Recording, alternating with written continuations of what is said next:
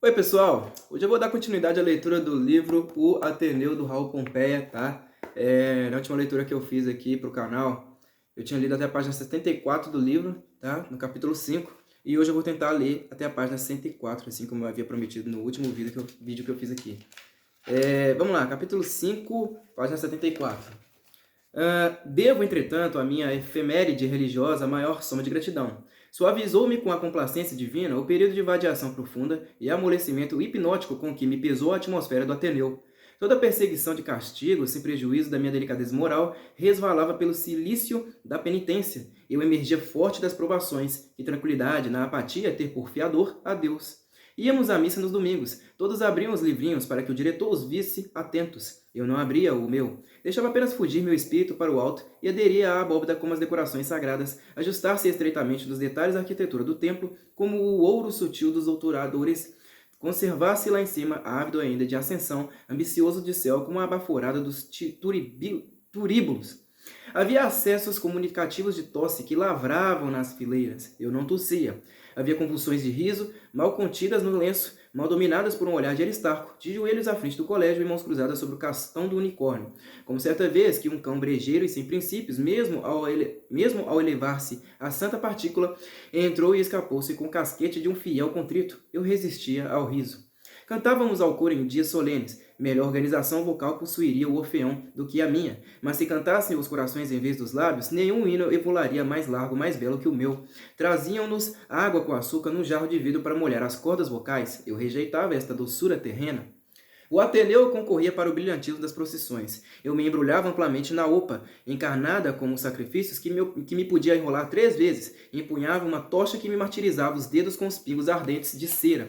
E lá ia cobiçando ainda a força lombar dos mascates para ter às costas eu só aqueles pesados andores, invejando o garbo ao presidente da Filarmônica Particular Prazer do Rio Comprido, que vinha após no préstito com o estandarte SPMPRC e o punho atlético de um equilibrista de pestes para levar correto, e rijo os balançados guiões. Com que tristeza, ao entrar na procissão, quando o diretor nos mandava seguir para o colégio, com que tristeza não espiava de longe pela porta o interior flamejante do templo. Lá ficava a festa de Deus, e nós para o Ateneu soturno em marcha inexorável. Eu sacudia a cabeça com desespero. Não podia sofrer a privação daquela alegria, gozar na alma e orgia de fogo dos altares, subir com pensamento, degraus, ao trono cintilante arrojando-se para cima na escalada da glória. Depois desses entusiasmos, foi-se-me a religião, escurecendo. Era meu vizinho na sala geral do estudo, Barreto, um personagem duplo que representava nas horas de recreio a folgância em pessoa e tinha momentos de meditação trevosa com esgares de terror e falava da morte de outra vida, da outra vida, rezava muito, tinha figas de pau, bentinhos, medalhazinhas em cordões que saltavam fora do seio ao brinquedo. Iniciara-me Sanches do mal. Barreto instruiu-me na punição. Abria a boca e mostrava uma caldeira do inferno. As palavras eram chamas. Ao calor daquelas práticas, as culpas ardiam como sardinhas em frege.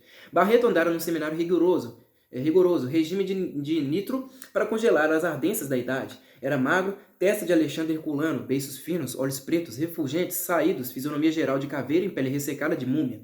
No queixo viam-se-lhe 2 fios únicos de barba, e em caracol cada um para sua banda.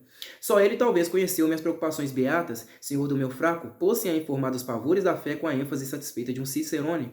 Recordo-me de um assunto, a comunhão sacrílega. A propósito, Barreto me deu um livro a ler, um livro cruel, que descrevia coisas dignas de Moloque, crianças diretamente injustiçadas pela celeste cólera, uma delas que por haver comungado sem confissão prévia, iludindo ao sacerdote, fora apanhada pela roupa entre 2 cilindros de aço de uma máquina reduzida à pasta, acabando impenitente, maldita, sem tempo para um ai Jesus. Era-me incrível que de uma simples hóstia pudesse a taumaturgia da crendice obter tantos efeitos de terror. Barreto comentava reforçando, metia medo aceso em iras santas de pregador, demonstrando quão longe ainda estavam os castigos da providência, na terra dos suplícios da eternidade. Descrevia o inferno como se tivesse visto rúbida caverna, dragões verdes negros, cor de limo, serpentes de ferro em brasa enroscando os condenados, demônios fulvos revolvendo tachos de asfalto em fusão, outros espíritos caudados levando a chuço magotes para os tachos de inconsoláveis réprobos. Li a Nova Floresta de Bernardes. O reverendíssimo autor via retocar a obra do Barreto com as suas narrativas de iluminado terrífico. Comecei a achar a religião de insuportável melancolia, morte certa, hora incerta, inferno para sempre, juízo rigoroso, nada mais negro. Era cedo demais para que eu pudesse pesar filosoficamente a revelação. Encontrei, todavia, embaraço invencível no ritual das cerimônias. Eu que nos melhores dias não conseguira formular literalmente uma só prece do catecismo, esbarrei definitivamente na prescrição fasticiosa do preceito. Ir à missa, muito bem, mas o resto e ainda mais a dependência dos senhores ministros do culto, em duas palavras, a sacristia e o inferno, prováveis escândalos e horrores inevitáveis, desgostaram-me de tudo. Demais eu tinha por vezes tentado dar boa conta, estudando um pouco e rezando muitíssimo, com um pequeno jejum ainda por cima. Ao dia seguinte, nota má, era um descrédito para o favor divino, que custava à suma onipotência modificar a eleição sabendo uma ignorância sofrível, como transmutara em fartura, sem conta uma miséria de 5 pães. Ia-se por esta forma a exaltação dos meus fervores, quando me achei envolvido no episódio dos cacos. A atribulação do remorso reacendeu por um momento a chama decadente. O resultado da minha súplica nesse duro transe não provara mal. Muito adiantada, porém, ia a decomposição do meu êxtase. Eu esqueci a circunstância com a ingratidão fácil dos pretendentes servidos e cheguei à conclusão audaz. Não tendo força para estacar de arranco a torrente dos séculos cristãos, consegui ao menos ficar à margem. Ignorante do ateísmo, limitei-me a voltar o rosto aos fantasmas do eterno. Subi ao dormitório, tirei da gaveta Santa Rosália, guardei a flor da última oferenda seca porque a minha pontualidade de culto falseava já, depus-lhe em despedida em ósculo e sem mais profanação, fila baixar à sala de estudo onde ele cometi o modesto encargo de marcar as páginas de um volume e estava demitida a minha padroeira. Pouco depois, algum apaixonado de gravuras raptou-me e eu lamentei apenas perder a lembrança da saudosa prima. Maio tinha passado e as rosas acabaram-se as orações à Virgem. Sem os hinos da manhã, sem um sorriso a cores de Santa Rosália, restava-me o Deus dos novíssimos das comunhões sacrílegas, o Deus selvagem do Barreto. Positivamente não quis saber do carrasco, alijei a metafísica como um pesadelo. Eu me achei de novo sozinho no Ateneu, sozinho mais do que nunca, com os astros apenas do meu compêndio, panorama da noite consoladora. E ainda bem que voltava da crença pela Via Láctea como para a crença fora, retirada honrosa de um desengano. Os dias de saída eram de 15 em 15, partia-se ao domingo depois da missa, voltava-se à segunda-feira antes das 9 da manhã. Os dias santos da guarda ocasionavam saídas de véspera. O comissário dos gêneros e dispenseiro insistia com o diretor afrouxasse, mas o sistema de feriados. Os rapazes precisam passear, grifava ele, com a liberdade de mordomo confidente. Aristarco replicava com a invenção cordata dos gêneros de terceira e elasticidade insensível dos orçamentos. Havia, porém, saídas extraordinárias de prêmio ou de obséquio. A cada lição julgada boa, o professor assinava um papelucho amarelo, bom ponto, e entregava ao distinto. 10 prêmios destes equivaliam a um cartão impresso, boa nota, como 10 vezes 20 réis em cobre valem um níquel de 200. O sistema decimal aplicava-se mais à conquista de um diploma honroso, equivalente a um baralho de 10 cartões de boa nota. Com tal diploma, era o estudante candidato à condecoração final de uma medalha, de prata ou de ouro, conforme fosse mais ou menos ótimo nos diversos superlativos do merecimento escolar. Reduzia-se assim a papel o valor pessoal na clearing house da diretoria, ou melhor, adaptava-se a teoria de Fox ao processo das recompensas, com todos os riscos de um câmbio incerto, sujeito aos pânicos de bancarrota, sem um critério de justiça a garantir sob a ostentação do papel moeda a realidade de um numerário de bem, aquilatada virtude. Fosse como fosse, certo é que, com os bilhetes de boa nota, comprava-se uma saída, e isto era o importante, como nos países de más finanças, desde que o papel tem curso, de que vale o valor? Inútil dizer que me não chegavam nunca as saídas de prêmio. Tanto melhor me sabiam as outras. Durante a primeira quinzena de colégio, o pensamento de um feriado e regresso à família inebriou-me como a ansiedade de um ideal fabuloso. Quando eu tornei a ver os meus, foi como se os houvesse adquirido de uma ressurreição milagrosa. Entrei em casa desfeito em pranto, dominado pela exuberância de uma alegria mortal. Surpreendia-me a aventura incrível de mirar-me ainda nos olhos queridos, depois da eternidade cruel de 2 semanas. Não, a magnanimidade do cataclismo temido favorecer o meu teto. Deus permitira, na largueza pródiga da sua bondade, que eu revisse a nossa casa sobre os alicerces do nosso tão lembrado teto e a chaminé tranquila a fumar o spleen infinito das coisas imóveis e elevadas. Com o tempo habituei-me à feliz probabilidade de achar na mesma os prezados lares e ousei nos momentos de cisma colegial fundamentar projetos de divertimento sobre a esperança de que, abusando a minha ausência e só para me atormentar o coração, a terra se não havia de abrir e devorar exata e exclusivamente o que me era mais caro. Não foram, porém, preocupações pueris de temor, nem prospectos de folguedo que levei ao primeiro dia de saída depois da demissão de Santa Rosália. Vinha buscar-me um criado. Eu adiante do portador, na minha fardeta de botões dourados, parti do Ateneu grave e mudo como um diplomata a caminho da conferência. Ia efetivamente ruminando a mais séria das intenções, afrontar uma entrevista franca com meu pai, descrever-lhe corajosamente a minha situação no colégio e obter um auxílio para reagir. Meu pai acabava de deixar o leito, nada sabia dos meus últimos insucessos, ficou admirado e consternado. Daí o êxito completo da minha entrevista. Dias depois, no colégio, eu era um pequeno potentado. Derrubei o Sanches, consegui a revogação da disciplina das espadas, reconquistei a benevolência de Mânlio, levantei a cerviz. Desembaraçado do arbítrio pretensioso de um vigilante, o trabalho agradou-me. Um conselho de casa afirmou-me que havia a nobre opinião de Aristarco e a opinião ainda melhor da cartilha, mas havia uma terceira, a minha própria, que se não era tão boa, tão abalizada como as outras, tinha a vantagem alta da originalidade. Como a palavra fez-se um anarquista. Daí por diante era fatal o conflito entre a independência e a autoridade. Aristarco tinha de roer, em compensação, adeus esperanças de ser um dia vigilante, principalmente adeus indolência feliz dos tempos beatos. Para a campanha da reação, armazenei uma abastança indistinguível de vaidade e deliberei menosprezar do melhor modo prêmios e aplausos com que se diplomavam os grandes estudantes. Habituado à vida do internato, nutria a certeza de conseguir sozinho quanto não pudera com o amparo de um amigo nem com a ajuda de Deus. No firme propósito de me não fazer exemplar nem me aplicar ao cobrejamento de habilidade a que o papel de modelo obrigava, estabeleci contudo a razoável mediocridade sem compromissos de um novo programa. Poucos prêmios ganhava dos papeluchos amarelos, em contrapeso facilitava aos poucos que me vinham a emancipação boêmia do cisco. Por esta escala foram ter alguns com meu nome ao gabinete do diretor, agravo de desdém que se não perdoaria jamais. Desenvolveu-se nas alturas uma antipatia por mim que me lisonjeava como uma das formas da consideração. Chegava eu assim por trajeto muito diferente do que sonhara a desejada personificação moral de pequeno homem. Invejosos da minha altivez, os inimigos fizeram partido. Sanches era o chefe na cortina, Barbário era o líder, abertamente. Eu sorria vaidoso, levando de vencida a guerrinha, como a espuma à proa de um barco. Este foi o caráter que mantive depois de tão várias oscilações, porque parece que às fisionomias do caráter chegamos por tentativa semelhante a um estatuário que amoldasse a carne do próprio rosto, no próprio rosto segundo a plástica de um ideal, ou porque a individualidade moral, a manifestar-se, ensaia primeiro o vestuário no sortimento psicológico das manifestações possíveis. Reinavam no Ateneu duas perniciosas influências que contrabalançavam eficazmente o porejamento de doutrina a transudar das paredes, nos conceitos de sabedoria decorativa dos quadros e ainda mesmo a polícia das aparições ubíquas e subitâneas do diretor, coisa difícil de precisar como a disseminação na sociedade do princípio do mal, elemento primário do dualismo teogônico. O meio, filosofemos, é um ouriço invertido. Em vez da explosão divergente dos dardos, uma convergência de pontas ao redor. Através dos embaraços pungentes, cumpre descobrir o meato de passagem, ou aceitar a luta desigual da epiderme. Contra as puas, em geral, prefere-se o meato. As máximas, o diretor, a inspeção dos B10, por exemplo, eram 3 espinhos. As referidas influências eram mais 2, aliás. A mocidade ia transigindo do melhor jeito com as bicudas imposições das circunstâncias. Representavam-se as influências dissolventes por 2 espécies de encarnação fundidas em hibridismo de disparate, e a da forma feminina personificada em Ângela, a canarina, ou antes a camareira de Dona Emma, e a de um encontro de tábuas humildes, conjuntadas às pressas por força do prosaísmo insível de um episódio da economia orgânica.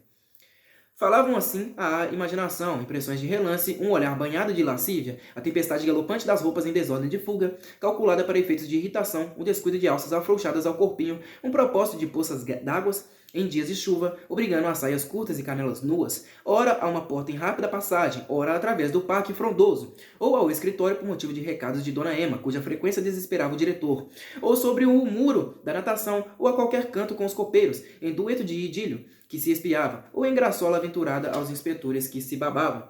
Os grandes pilheriavam, os pequenos, sérios, olhavam como quem aprende. Depois a conspiração dos sarrafos, o favor ao vício à sombra do pinho alcatroado, a penúria do fumo, a mendicidade das fumaças concedidas por beneplácito de dedicação, a pontinha do bird's eye de boca em boca, como o chimarrão do Rio Grande, mordida, salivada, saboreada com todo o gosto acre do que se esconde e que é vedado, e a lembrança solitária devastadora das imagens do mal, distantes e inalcançadas, dança de flores doidas ao vento, a correspondência covarde, acolhida no interstício de traves como em asilo de ínfima e miséria, as obscenas leituras e o alvoroço do receio perpétuo, adubo cáustico de prazer mau, a vaidade de iludir, a secreta mofa, o apetite de cupim pela demolição invisível do que está constituído, a urdidura preocupada e extenuante de uma tramazinha de hipocrisias mínimas e complicadas, vivência vermicular dos estímulos torpes respirada no ambiente corrompido do retiro nascido debaixo de um buraco, propaganda obscura da lama.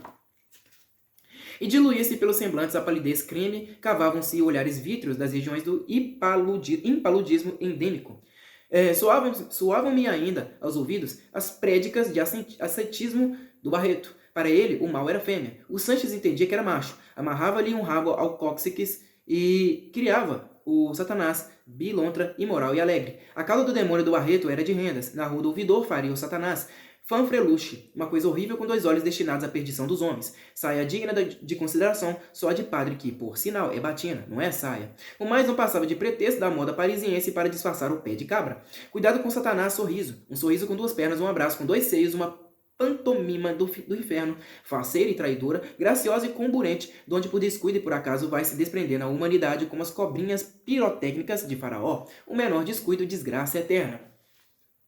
Contou-me que o porteiro do seminário em que estivera, para não ser despedido, fora intimado a separar-se da própria irmã. Deus, para vir ao mundo, tinha severamente elaborado o mistério excepcional de uma virgindade sem mancha.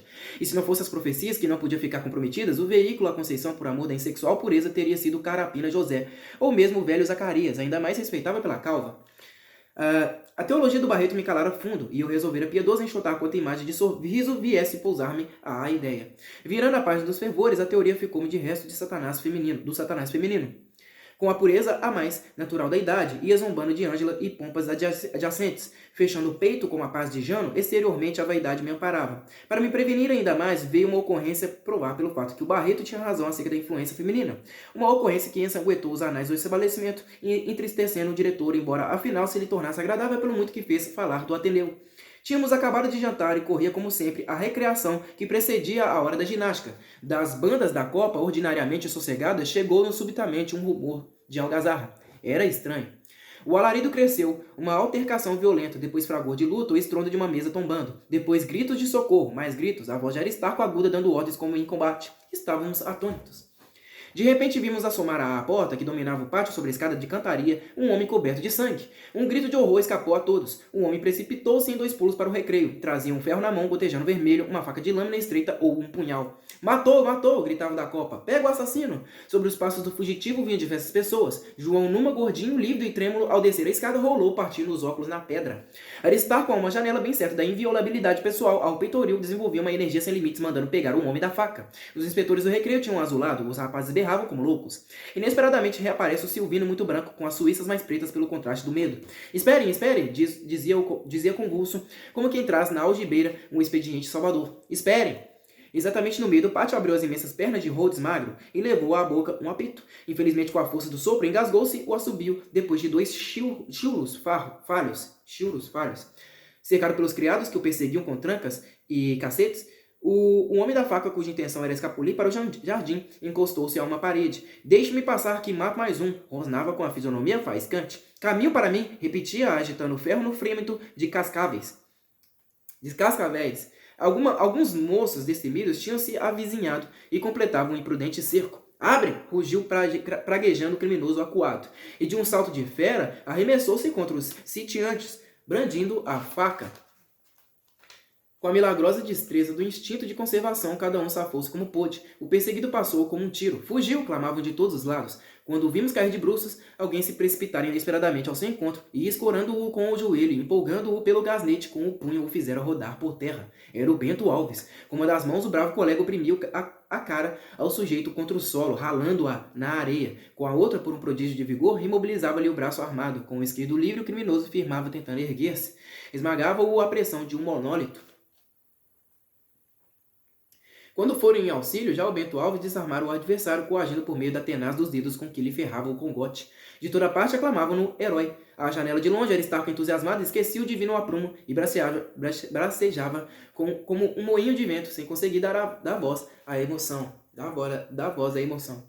Bento Alves retirou-se com a faca em troféu, deixando o criminoso sob uma pilha de valentes da última hora e criados que o sufocavam. Quando o pobre diabo pôde tomar pé, manietado, amarrado de 1000 maneiras por cinta de couro, como as múmias no envoltório de tiras, acercou-se dele o Silvino e o agrediu covardemente com um sermão de moral. Era criminoso, dizia-se. De que crime? Dentro de alguns momentos o colégio inteiro o sabia. Um homem da faca era um dos jardineiros do Ateneu. Durante o jantar enfrentara-se de razões com um criado da casa de Aristarco e o matara. Havia algum tempo que disputavam os dois a primazia no coração de Ângela, uma terrível pendência. O criado de Aristarco julgava-se na legítima posse desse escrínio de afetos pela convivência ao lado da bela, consorciados maritalmente na intimidade dos alguidares, onde as mãos se confundiam como as loucas, ou na sociedade afetuosa do serviço dos aposentos do diretor e da senhora, permutando entre si dichotes açucarados à flagelação dos tapetes. Eu preciso tomar uma água.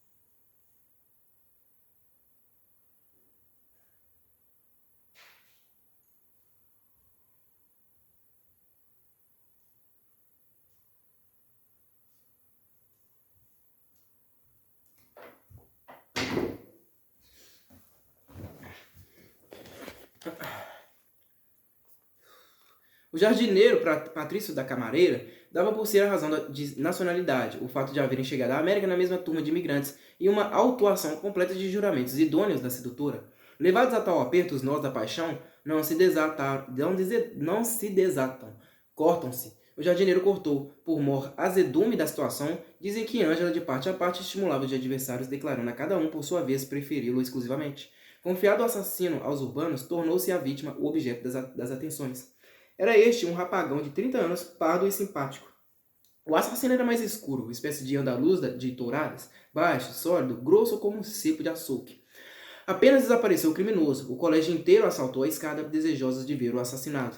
À porta do refeitório, porém, Aristarco despachou. Não tem que ver. Ao mesmo tempo, a sineta importuna badalava chamando à forma. O professor Bataillard, de branco, no cinturão vermelho, apareceu ao lado do diretor. Os rapazes morderam-se de raiva, e não houve nunca no mundo dois superiores mais odiados. Mas a teia da disciplina tinha malhas de maior largura. Alguns rapazes acharam meio de se esgueirar até a copa, e eu também com eles. Desde muito andava querendo ver um cadáver espetáculo real, de mãos contraídas, revirados beiços. As cartas iconográficas de parede deixavam-me impassível, com as estampas teóricas de cérebros a descoberto, globos oculares exorbitados, ventres golpeados em abas, mostrando vísceras, figuras humanas de pé, descansando a um quadril, movendo a supinação num jeito de complacência passiva, e esfolados para que lhe víssemos as veias, modelos vivos da ciência em pose de suplício, constância de Brahmani, como é a espera que houvéssemos aprendido de cor a circunvolução do sangue para vestir de novo a pele e os músculos deslocados. Não me bastava.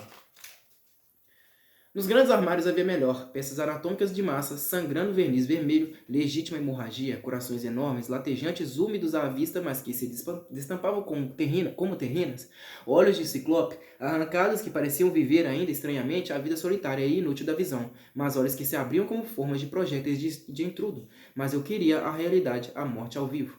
Lembrava-me de ter visto um anjinho entre velas no caixão agaloado, simples carinha amarelenta, sombreada de azul em nódoas dispersas, em mãos crispadas numa fita, cobrindo-se de flores a imobilidade do último sono. Vira ainda uma velha na essa elevada, uma opulenta velha que morrera sem herdeiros. Ao redor choravam muito as tochas, pranto de cera cor de mel, e inconsoláveis espichando compridas chamas que pareciam subir ao teto como filete de fumo. Distinguiam-se bem os dois pés para dentro, em botinas de pano, e o nariz pronunciando-se sob o lenço de rendas. Isso não era ter visto o cadáver. Eu queria o cadáver flagrante, despido dos artifícios de armação e religiosidade que faz do defunto simples pretexto para um cerimonial de aparato. O que me convinha era o galho por terra, ao capricho da queda, decepado da árvore da existência tal qual. O cadáver do criado estava em condições, com a vantagem do adereço dramático do sangue e do crime, como nos teatros. Encaminhava-me, pois, para a cozinha, e sentia palpitações fortes, abalando-me certo modo de agradável pavor. A cozinha do Ateneu, além dos alojamentos da copa, era espaçosa como um salão. As paredes cintilavam o trem completo de cobre areado, em linhas as peças redondas como uma galeria de broquéis. No centro, uma comprida mesa servia de refeitório à criadagem. Naquela ocasião, havia muita gente perto da mesa. Vi pelas costas pessoas alheias ao estabelecimento. Disseram-me que estavam presente a autoridade e tratava de remover o morto. Aquela gente toda devia ser, de costas, a autoridade policial, feição do poder público que eu não discriminava ainda bem. Mas já considerava. Caído ao soalho, vi o cadáver sobre uma esteira de sangue. Guardava ainda a contorção esquerda da agonia. A boca fervia-lhe um crivo de espuma rosada. Trajava colete fechado, calças de casimira grossa. Os ferimentos não se viam, os olhos estavam-lhe inteiramente abertos e de tal maneira virados que me fizeram estremecer. Alguns minutos depois da minha entrada, chegaram 2 sujeitos com uma rede. Os copeiros ajudaram a apanhar o corpo. Os homens da rede o levaram. Impressionou-me para sempre o desfalecimento flácido dos membros, quando levantaram o cadáver. A moleza da cabeça, rodando nos ombros, com um movimento próprio dos que padecem toleravam angústia, e um choque súbito para trás que me gelou o sangue empinando-se o queixo. E o nó da garganta, rasgando-se a boca, brusco, como se o ferido vomitasse um resto tenaz da vida. Após a rede, pela escada da cozinha, saíram todos. Eu fiquei, examinava ainda o chão alagado de sangue quando alguém, passando, afogou meus cabelos. Era Ângela. Morió, disse, indicando o sangue, arregalando as sobrancelhas, e desapareceu com um andar de bamboleio. Primeira vez que reparei que era bonita a canarina. Sim, senhor. E para o demônio culpado de tão horrível incidente, fui de uma benevolência tal de opinião que me nasceram remorsos. Ângela tinha cerca de 20 anos, parecia mais velha pelo desenvolvimento das proporções, grande, carnuda, sanguínea e fogosa. Era um desses exemplares excessivos do sexo que parecem conformados expressamente para a esposa da multidão. Protestos revolucionários contra o monopólio do tálamo. Atirada de modos como o ditirâmbio do amor efêmero, vazia como as estátuas ocas, sem sentimentos, material e estúpida, possuía, entretanto, o segredo satânico de graduar os largos olhos de sépia e ouro, animar expressões no rosto que dir-se-ia viver-lhe na face uma alma de superfície, possante, capaz dos altos martírios da ternura e de interpretar os poemas trágicos da dedicação. Gostava de arregaçar as mangas para mostrar os braços, luxo de alvura, braços perfeitos de princesa, que davam pensar ao espanador humilde no serviço da manhã. Exposta às soalheiras, revestia-se a cor branca do rosto de moreno cálido, tom fugitivo de magnólias fanadas, invulnerável aos rigores de ar livre, como deve ter sido outrora a epiderme de Ceres. Ferissem-lhe a tez os dardos corrosivos da insolação. Vinha-lhe apenas ao rosto um rubor mais belo, e não lhe tirava mais o sol a mocidade da carne do que a própria terra. Sob a calcinação dos ardores, uma primavera de rosas. Consciente da formosura, Ângela abusava.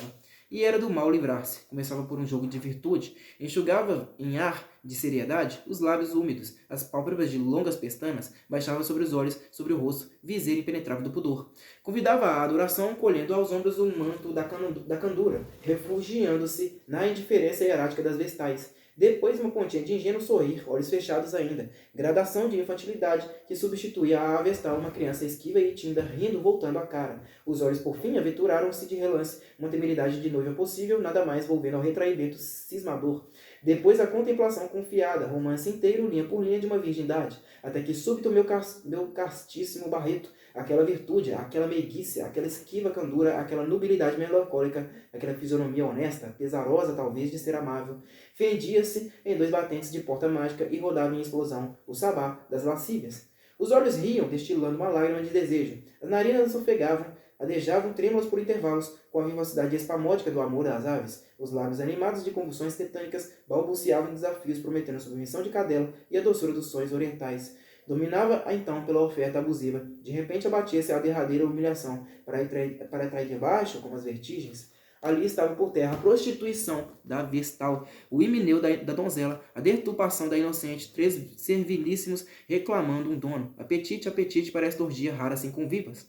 Não escolhia amores, era de todos como os elementos sem remorso das desordens e depredações. Franqueava-se à concorrência, havia lugar para todas as sombras dos cabelos castanhos que lhe podiam vestir as copiosas formas, fartos, perpetuamente secos, que ela sacudia a correr como uma poeira de feno. Aquele modo de olhar, passando de Ângela, clarificou-me a imaginação da sombra de terror em que me enleava o alvoroço do acontecimento da tarde e a vista horrível do cadáver.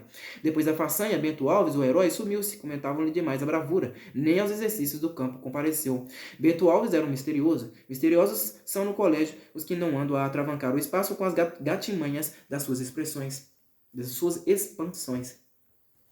Frequentava as aulas superiores, sem que fosse um estudante de rumoroso mérito. Fazia-se respeitar dos mestres e condiscípulos, sisudo como certos rapazes de inteligência menor que se arreceiam do ridículo, não somente pela sisudez impunha-se ao respeito.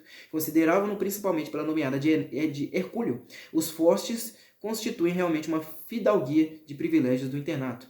No tumulto da existência em comum, fundem-se as distinções de classe na democracia do coleguismo. As cambiantes de fortuna apegam-se no figurino geral das blusas pardas. Os títulos de superioridade prevalecem primitivamente no critério semi-bárbaro dos verdes anos. O punho válido chega a fazer vantagem sobre a própria vantagem do favoritismo. Alves não alardeava de forte, evitava disputas, não jogava o pulso, preferia exercitar-se à ginástica sem espectadores. Às vezes, por brinquedo, cingia o braço a um colega entre o polegar e o médio e fechava-lhe sob a manga um bracelete roxo dolorido. Aqueles que se sujeitavam ao formidável ensaio de tatuagem por compressão acercavam-se daí por diante de Bento Alves com os escrúpulos da mais reservada prudência. Entretanto, era mole da preguiça monumental dos animais pujantes. Veloz, detestava a carreira. Alegre, fugia aos folguedos. Gostava do seu sossego. Desviava os incômodos da convivência distribuída, transbordante dos estimados. Não se falava dele no Ateneu. Limitavam-se a temê-lo em silêncio. Depois da valorosa façanha a que o tinham levado à causalidade, teve de ver-se herói à força. Um desespero. Se algum companheiro caía na tolice de dizer-lhe alguma coisa relativamente ao crime do jardineiro, Bento Alves rasgava a conversa com um monossílabo de impaciência, encrespando-se como um javali. Apesar de tudo, foi o pobre modesto percutido, laminado sobre a bigorna da notoriedade. Felizmente, o barulho da entrada para o Ateneu de um moço célebre veio modificar a odiosa voga. Acabava de matricular-se em Nearco da Fonseca, pernambucano de ilustre estirpe. Apresentou-se com o pai, vulto político, em Galarim no tempo. Era um mancebo de 17 anos, rosto cavado, cabelos abundantes, de talento não comum, olhar vivo, moroso de importância, nariz adunco, avançado, seco, quase translúcido, como um nariz de vidro. Franzino, como uma infância desvalida, magro, como uma preleção de osteologia, surpreendeu-nos, entre outras, uma recomendação a seu respeito pelo próprio diretor das barbas do pai. Nearco da Fonseca era um grande ginasta. Talentoso que fosse, concebimos-se por nada mais, ao menos pela cabeleira, mas um ginasta aquele aspecto da necessidade. A juventude, entretanto, é a eterna esperança. Nós esperamos por uma exibição comprobante. Abalou-se a tribo dos acrobatas, dos atletas, toda a rapaziada de brio. O Luiz à frente, que localizava na protuberância nodosa do bíceps o pundonor supremo da criatura, preparou na mais vasta admiração um aposento considerável para acolher a confrade, aliás. Formados 300 à tarde diante dos aparelhos, foi em movimento de avidez que ouvimos batalhar com o cavalheirismo que o distinguia, convidar a exibir-se o grande Nearco. Estava prestes o diretor, estava presente o diretor. Oxe, hoje eu tô agarrando, né? Estava presente o diretor, estava presente o respeitável progenitor de Blondin. O Ateneu olhava. Nearco deixou a forma, rompendo a marcha com o pé esquerdo.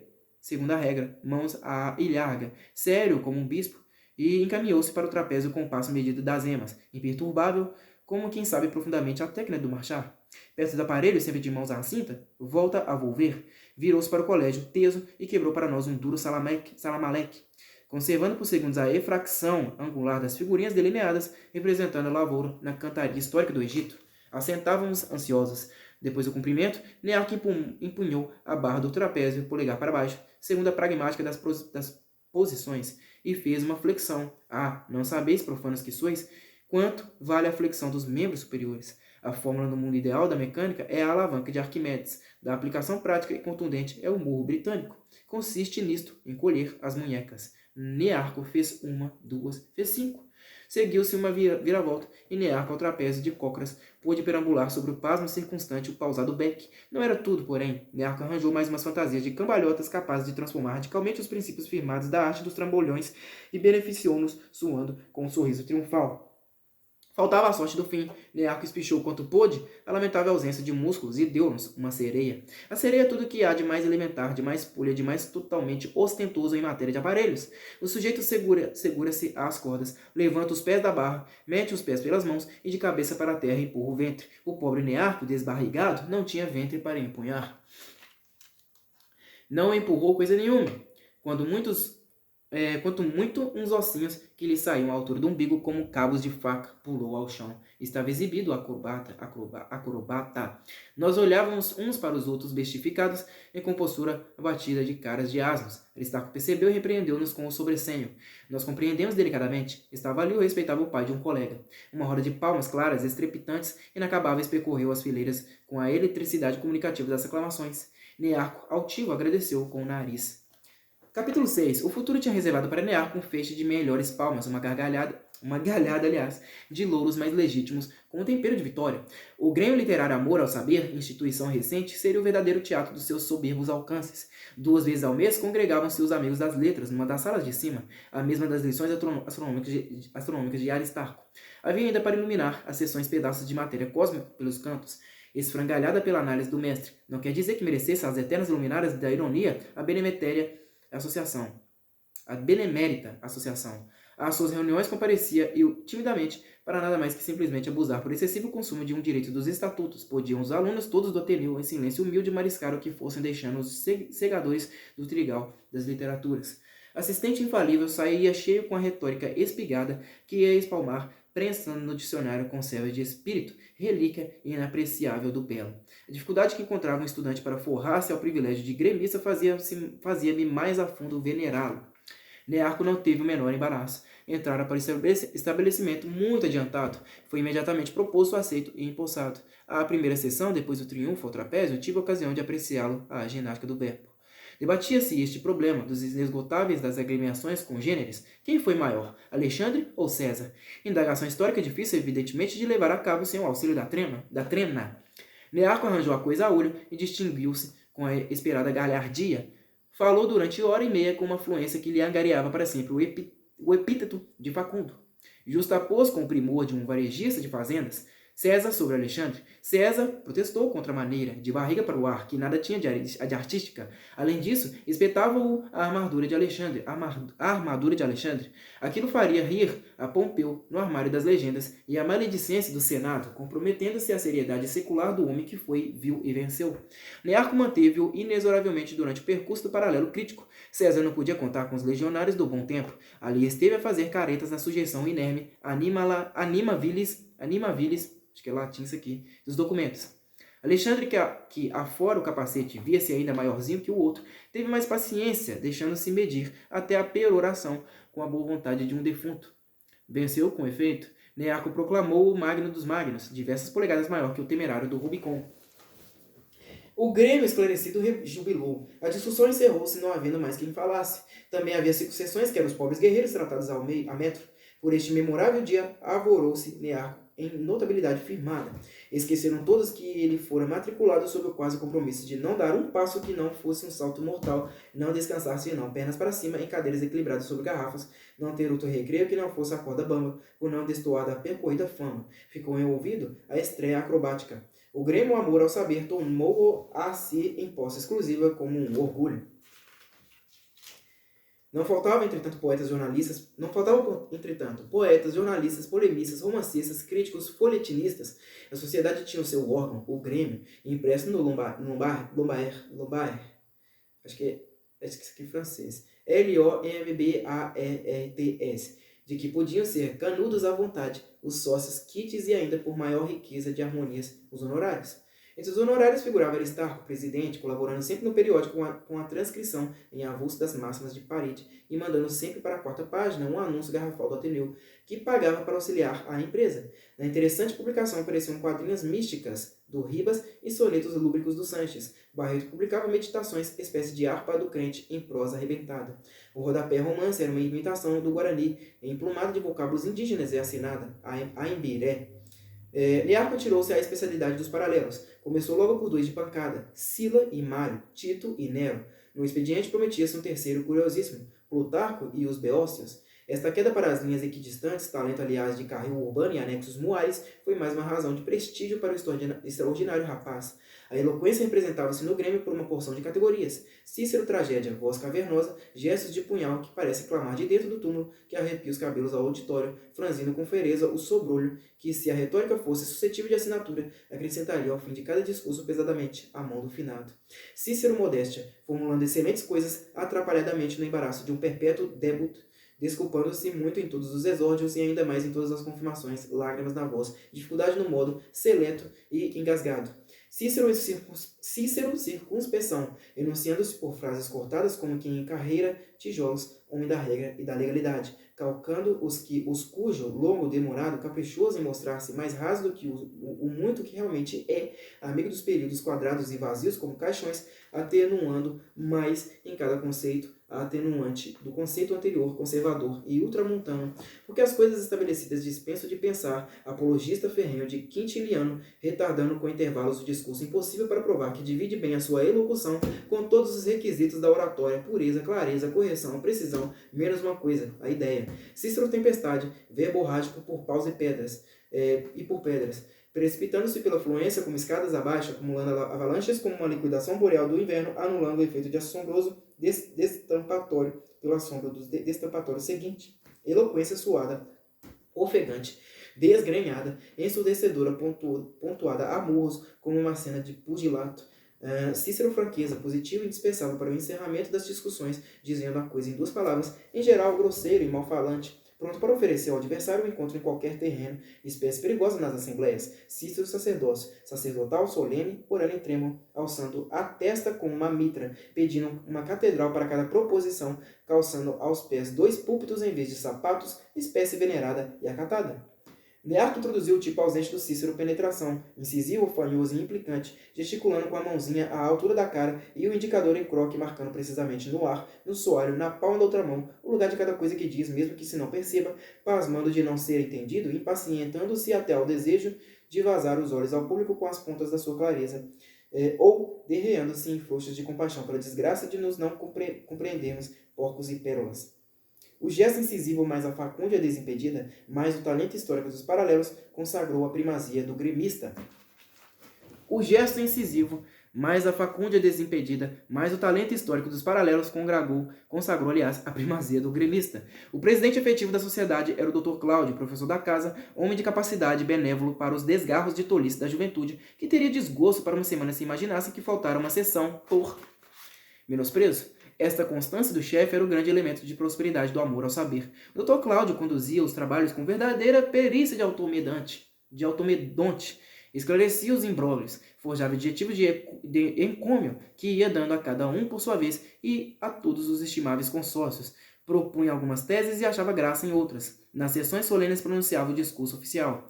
A maior utilidade do Grêmio para mim era a biblioteca, uma coleção de 500 e 600 volumes de variado texto, de 500 a 600 volumes de variado texto, zelados pela vigilância cerberesca do Bento Alves, bibliotecário eleito de voto unânime.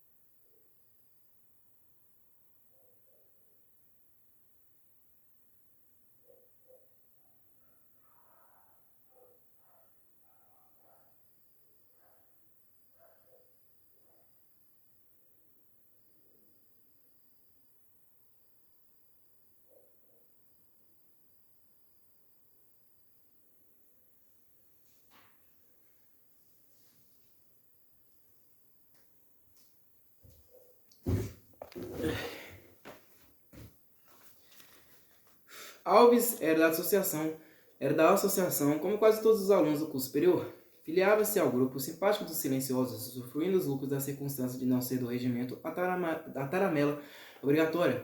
Fora da biblioteca, os seus serviços aos intuitos do Grêmio resumiam-se no apoiado, consciencioso e firme, à disposição sempre da melhor ideia em questões elevadas e do mais sábio alvitre em questões de ordem. Alguns rapazes não do Grêmio e que não houvessem nas letras, manifestado gramaticalmente notável jeito para a conjugação subreptícia do verbo adquirir, podia obter do presidente o direito de ingresso na sala dos livros.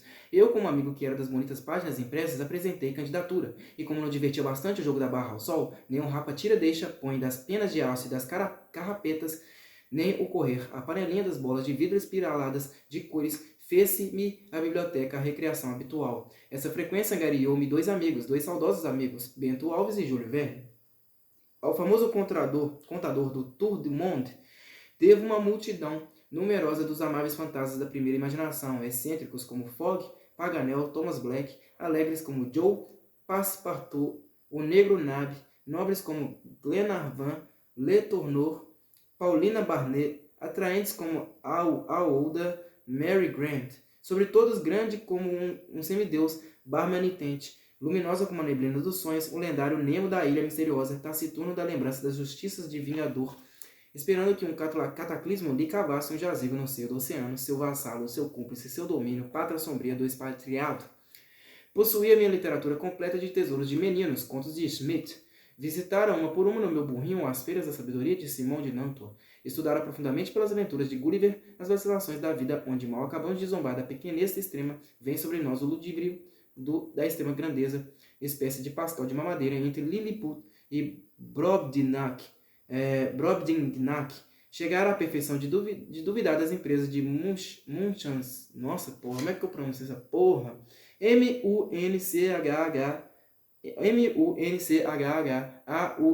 Munchausen. Isto tudo sem falar nos Lusíadas dos Sanches, no Reverendo Bernardes, na refinada pilhéria do Bertoldo e no Testamento do Galo. Símbolo, aliás, muito filosófico da odiosidade das sucessões que, porventura, do herdeiro autoriza o destripamento do galináceo como a tortura shakespeariana de Lear. Lear. Júlio Verne foi festejado como uma migração de novidade. Onde quer que me levasse, o Forward, ou o Duncan, o Nautilus, ou o Balão Vitória, a Columbíada da Flórida, o Critograma de Saknussemm, Saknussemm.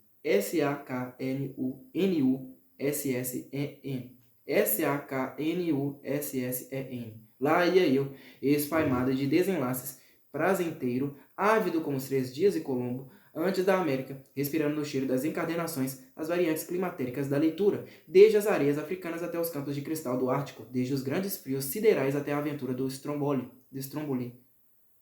A amizade do Bento Alves por mim, e a que nutri por ele, me faz pensar que, mesmo sem o caráter de abatimento que tanto indignava ao rebelo, certa efeminação pode existir como um período de constituição moral. Estimei-o femininamente, porque era grande, forte e bravo, porque me podia valer, porque me respeitava, quase tímido, como se não tivesse ânimo de ser amigo. Para me fitar, esperava que eu tirasse dele os meus olhos. A primeira vez que me deu um presente, gracioso livro de educação, retirou-se curado como quem foge. Aquela timidez, em vez de alertar, enternecia-me, a mim que, aliás, devia estar prevenido contra escaldos de água fria. Interessante é que vago elemento de materialidade havia nesta afeição de criança, tal qual se nota em amor, prazer do contato fortuito, de um aperto de mãos, da emanação da roupa, como se absorvêssemos um pouco do objeto simpático. Na biblioteca, Bento Alves escolhia-me as obras, imaginava as que me podiam interessar e propunha a compra, ou as comprava e oferecia ao Grêmio para dispensar-se de mas dar diretamente. No recreio não andávamos juntos, mas eu via de longe o amigo atento seguindo-me o seu olhar como um cão de guarda.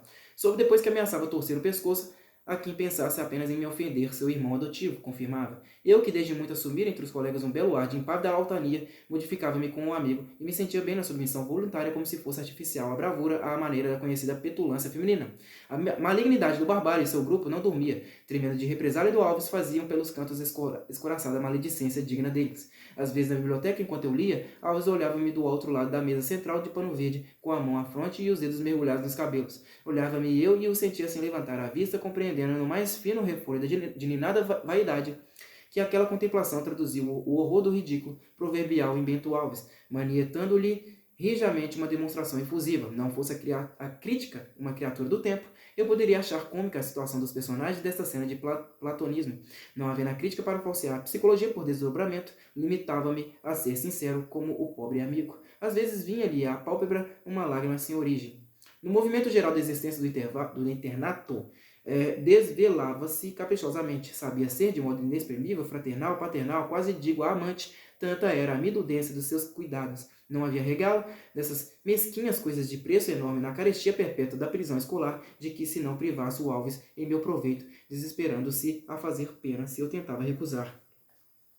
A conversa falava da família no Rio Grande do Sul. Tinha 2 irmãs. Falava delas do tempo passado que não as via, muito claras, de belos olhos, uma de 15 anos, outra de 12. Ele tinha 18. Falava de cuidados higiênicos meus, mudar de cama no salão azul, que estava muito perto das janelas, e isto havia de ser nocivo.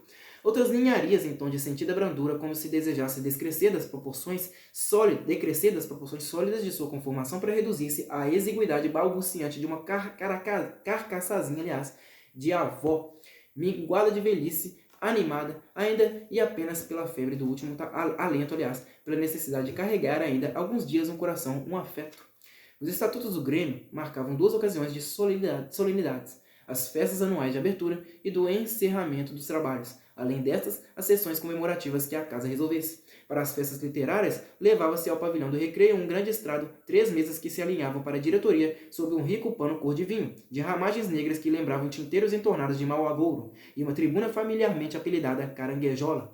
Essa caranguejola enorme e pesada que parecia protestar a cada solavanco contra o caráter de móvel que lhe queriam à força impingir, fazia figura em todas as salas do Ateneu, conforme as exigências da retórica. Localizada a conferência, a preleção, a prática solene, abalava-se a mísera e punha-se em caminho aos encontrões seguindo o fadário de mostrador ambulante de eloquência. Nestas circunstâncias não era uma simples tribuna, era um verdadeiro prognóstico. Em se movendo a caranguejola discurseira e iminente, teve um dia de razoável orgulho. Dela serviu-se no Ateneu o professor Art para uma conferência de antropologia. Quando a vimos andar um dia e soubemos que aquilo significava a instalação do amor ao saber, congregou-se o Ateneu unificado no mesmo impulso de entusiasmo e pela primeira vez a tribuna marchou sem o cerimonial das topadas. Despedimos os criados, tomamos-la nós aos ombros, levamos-la em ovação. A festa inaugural esteve animada, mas o que se esperava, infelizmente. Encheu-se de bancos e cadeiras austríacos o vastíssimo salão. Ao centro, em frente à mesa da diretoria, à esquerda os convidados, à direita os outros alunos, o resto, como se diz, das maiorias sem voz ativa. Sobre o pano avinhado de ramagens abria-se a pasta do secretário. Sobre a tribuna cintilava cristalino o copo das urgências instantes. Poucos oradores. Aristarco, presidente honorário, abriu a sessão com a chave do peregrino verbo, recomendando a nova associação como tentando, aliás, honroso e de muito fruto para os moços aplicados que teriam o ensejo de se dar ao cultivo da oratória e das belas letras. Subiu em seguida à tribuna o presidente efetivo. Com a facilidade da sua elocução, fez o Dr. Cláudio a crítica geral da literatura brasileira, a galhofa de Gregório de Matos e Antônio José, a epopeia de Durão, o idílio da escola mineira, a unção de Souza Caldas e São Carlos, a influência de Magalhães, os ensaios do romance nacional, a glória de Gonçalves Dias e de José Alencar, e passou a estudar a atualidade. O auditório que escutava interessado, mas tranquilo, começou a agitar-se. O orador representava a nação como um charco de 20 províncias estagnadas na modorra paludosa da mais desgraçada indiferença. Os germes da vida perdem-se na vasa profunda. A superfície de um coágulo de putrefação borbulha espaçadamente o hálito mefítico, do miasma, fermentado ao sol, subindo a denegrir o céu com a vaporização da morte. Os pássaros calados fogem. As poucas árvores próximas no ar parado debruçam-se uniformes sobre si mesmas no desânimo vegetativo que parece crescer descendo. Prosperidade melancólica de salgueiros, o horizonte limpo, remoto, desfere golpes de luz oblíqua, reptil que resvalam, espelhando faixas paralelas imóveis sobre o dormir da lama. Por entre os raros caniços emergem olhos de sapo, meditando a vantagem daquela paz sombria, indolência negra, em que chega a ser vigor de vontade de estrebuchar 4 arrancos através da onda grossa em busca da fêmea. A arte significa a alegria do movimento, ou um grito de suprema dor nas sociedades que sofrem. Entre nós, a alegria é um cadáver, ao menos se sofrêssemos. A condição da alma é a prostração comatosa de uma inércia mórbida. Quem nos dera a tonicidade letal de uma vasca? Trituramos a vida por igual como um osso. Roemos o dia, pacientes, de rojo sobre o ventre como cães ao pasto. fosse manjar o crânio de Rogério, ao menos teríamos a tragédia. Nada. A condição é o descanso ininterrupto do aniquilamento no piano infinito da monotonia. E não é o teto de brasa dos estios tropicais que nos oprime. Ah, como é o profundo céu do nosso clima material. Que radiação de escapadas para o pensamento a direção dos nossos astros. O pântano das almas é a fábrica imensa de um grande empresário, organização de artifício tão longamente elaborada que dir-se-ia um empenho madrepórico de muitos séculos dessorando em vez de construir. É a obra moralizadora de um reinado longo. É o transvasamento de um caráter alargando a perder de vista a superfície moral de um império. O desmancho nauseabundo, aliás, explanado da tirania mole de um tirano de sebo. Calcule agora que estava entre os convidados o Dr. Zé Lobo, pai de um aluno devoto jurado e confirmado das instituições, irmão de não sei quantas ordens terceiras, primo de todos os conventos, advogado de causas religiosas, conservador em suma, enraivado e militante. O sebo da tirania caiu-lhe nos melindres como um pingo de vela benta.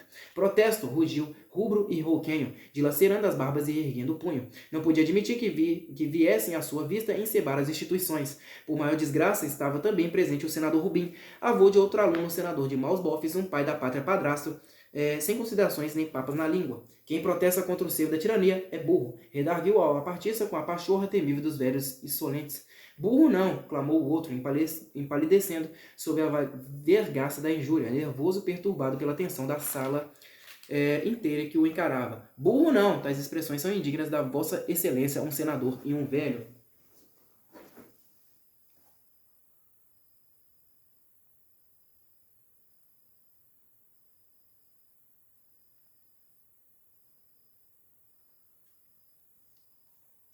Burro sim, repetiu o outro vagarosamente com um arreganho enfastiado de insulto. Burro sim.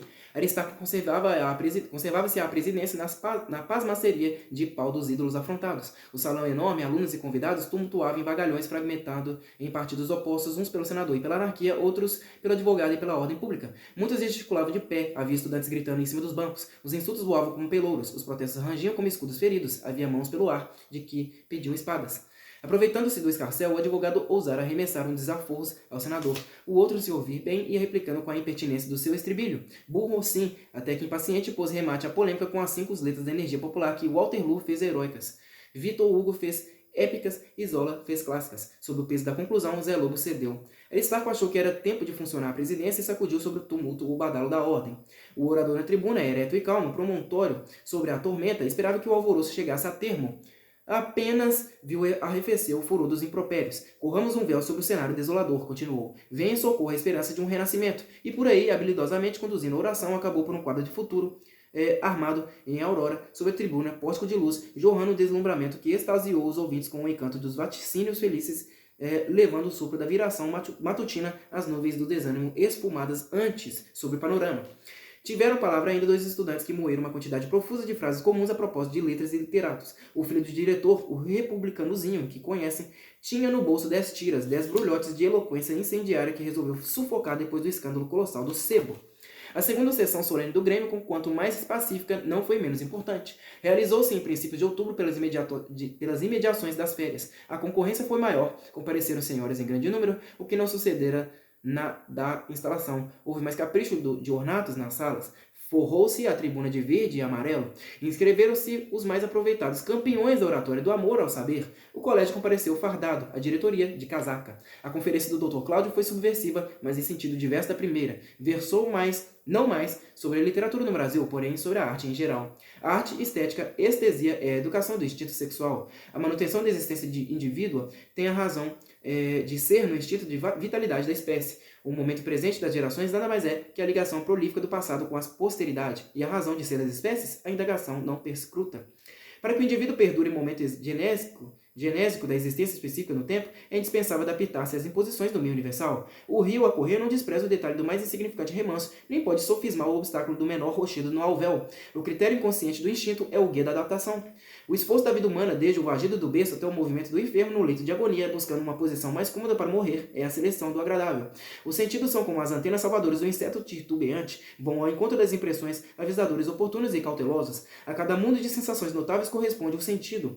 Os sentidos teoricamente delimitados são 5, múltipla com transformação de processo de um único, o tato exatamente o sentido rudimentar das antenas. Faz-se tateando instintivamente a procura dos agradáveis. Agradável visual, agradável gustativo, agradável tangível, Em suma, o agradável é essencialmente o vital, se às vezes funesto, é porque o instinto pode ser atraiçoado pelas ilusões. Puxa, já cheguei na página 104. Bom, pessoal, eu vou parar por aqui, tá? Eu parei aqui na primeira frase do capítulo da página 104 aqui do livro, tá?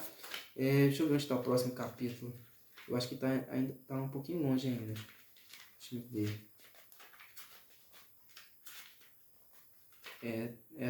Página 114. Eu não vou ler a página 114 hoje não, tá? Parei na página 104. E aí, na próxima leitura que eu fizer aqui pro canal, eu vou tentar ler até a página 132 do livro, no capítulo 8, tá? No capítulo 8. O livro tem... São 202 páginas. Não vai demorar para terminar, não. É isso daí, eu espero que vocês tenham gostado da minha leitura até aqui. Que não é inscrito, se inscreva no canal. Curtam esse vídeo, que para mim é muito importante, tá? Para aumentar a relevância desse conteúdo aqui. É isso aí, muito obrigado a todos vocês e até a próxima e falou!